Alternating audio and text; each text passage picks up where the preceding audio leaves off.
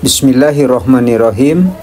Saudara-saudara yang dirahmati Allah, para follower, subscriber, supporter, liker Kang Guru Kreasi, selamat berjumpa kembali di channel ini. Semoga Anda selalu sehat, diringankan dalam segala urusan, dilimpahkan rezekinya dari Allah Subhanahu wa Ta'ala. Saudara-saudaraku, ini adalah cara pelihara bibit ikan nila di kolam tanah, di mana kolam tanah itu tidak bisa dianggap sepele. Banyak sekali keuntungan yang kita peroleh manakala kita budidaya ikan nila di kolam tanah seperti ini. Pembuatannya cukup murah dan sederhana, karena di dalam kolam tanah ini terdapat habitat alami yang kaya akan pakan seperti plankton, mikroorganisme, juga menstabilkan kualitas air dengan mineral dan mampu menyerap limbah yang bersifat organik. Serta ada lagi keuntungannya, yaitu bisa menciptakan lingkungan yang lebih sehat dan nyaman bagi ikan karena kondisi di alam bebas atau alam liar seperti ini. Lalu apa saja ya kelebihan utama kolam ikan tanah? Nah, dari segi pembiayaan relatif lebih murah dan sederhana ya dibandingkan dengan kolam terpal seperti yang ada di pinggir kolam tanah ini ya. Pembuatan kolam tanah hanya memerlukan penggalian tanah. Nah, jadi paling tidak kita bisa menyediakan dinding kolam tanah ini dengan biaya yang agak lumayan ya, seperti pinggiran kolam ikan ini dipondasi dengan batu-batu yang sekiranya bisa menjaga keutuhan dan kekuatan kolam ikan ini. Kelebihannya pertama adalah habitat alami dan pakan alami tersedia di kolam ini. Nah, dengan kekayaan hayati seperti plankton, mikroorganisme, dan hewan renik yang menjadi sumber pakan alami yang berlimpah untuk ikan. Lalu yang kedua, kualitas air juga lebih stabil ya. Kelihatan pada kolam ini pun kita bisa sampai melihat dasar kolam ini karena airnya sangat bersih, kemudian jernih, dengan mengandung mineral renik yang penting untuk nutrisi ikan dan berfungsi sebagai penstabil ion dalam air ya. Nah, selain itu juga kolam tanah ini tentunya mampu menyerap dan menguraikan limbah organik sehingga mengurangi kemungkinan bau dan menjaga kualitas air.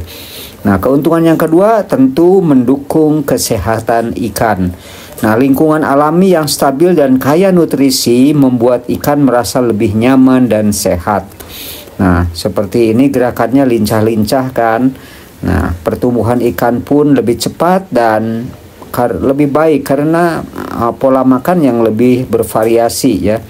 Lalu keuntungan yang ketiga adalah ramah lingkungan.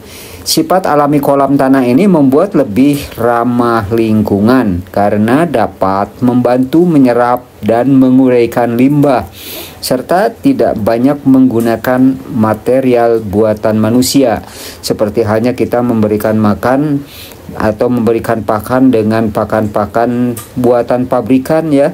Itu juga dengan sendirinya jika diberikan di dalam kolam terpal, setelah saya coba ternyata menimbulkan efek bau, dan limbahnya itu juga kadangkala dimakan lagi oleh ikan. Dan secara umum pakan buatan pabrikan ini akan mengotori dan mencemari air, akhirnya ikan pun banyak yang sakit dan akhirnya mati. Di dalam kolam ikan tanah menyediakan kapasitas air yang besar karena kolam tanah bisa dibuat dalam ukuran yang lebih besar sehingga memiliki kapasitas air yang lebih besar dibanding dengan kolam jenis lainnya seperti kolam terpal. Nah, dengan kapasitas penyediaan air yang cukup, dengan kapasitas yang besar tentunya pH air akan stabil dan tidak terjadi kepadatan yang akan mengakibatkan kerugian pada pembudidaya ikan. Nah, saudara-saudara, saya kali ini akan coba berikan pakan ikan dengan ya seadanya sajalah ya, peletnya tidak terlalu banyak saya berikan, tapi ini juga merupakan stimulan untuk memvariasikan makanan. Jadi makanan utamanya adalah makanan atau pakan-pakan yang terdapat di dalam kolam tanah ini, dan variasinya saya variasikan dengan pelet yang itu pun hanya ala kadarnya. Terkadang juga kita bisa berikan limbah rumah tangga berupa nasi-nasi bekas atau tahu bekas, tempe bekas. Namun yang harus dijaga adalah ketika kita memberikan pakan limbah rumah tangga ini jangan sekali-kali yang mengandung banyak minyak, karena minyak ini pun bersifat mengotori kolam. Nah, sekali lagi, jika saudara-saudara berminat untuk membudidayakan ikan di kolam tanah, tentunya itu sangat berprospek cerah ke depannya dibandingkan dengan kita paksakan untuk membuat kolam bioplog. Maka kita harus menjaganya dengan sangat hati-hati, jangan gegabah, karena sistem bioplog itu digunakan teknologi yang cukup rumit, dan hal ini pun untuk orang-orang yang berkapasitas kantongnya masih tipis, tentunya ini pun tidak akan menunjang. Dan saya sudah coba sendiri, ternyata dengan sistem bioplog, dengan keterbatasan yang ada pada dana dan pengalaman, tentunya juga akan menghasilkan kegagalan-kegagalan di dalam pembudidayaan ikan.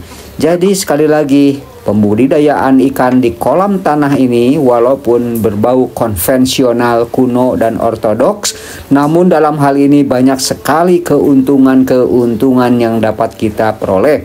Di antaranya kolam ikan ini yang saya pergunakan ini adalah ibaratnya kolam untuk pemijahan.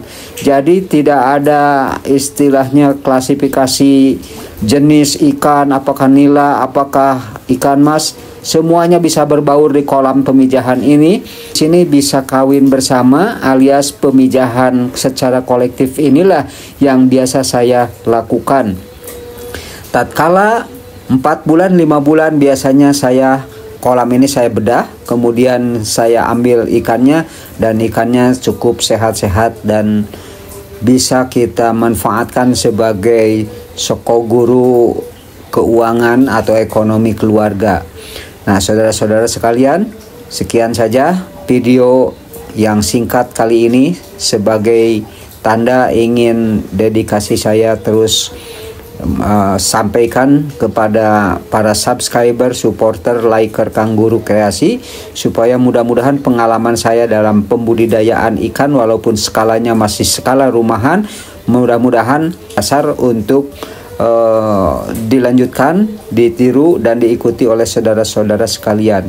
Sekian saja. Wassalamualaikum warahmatullahi wabarakatuh.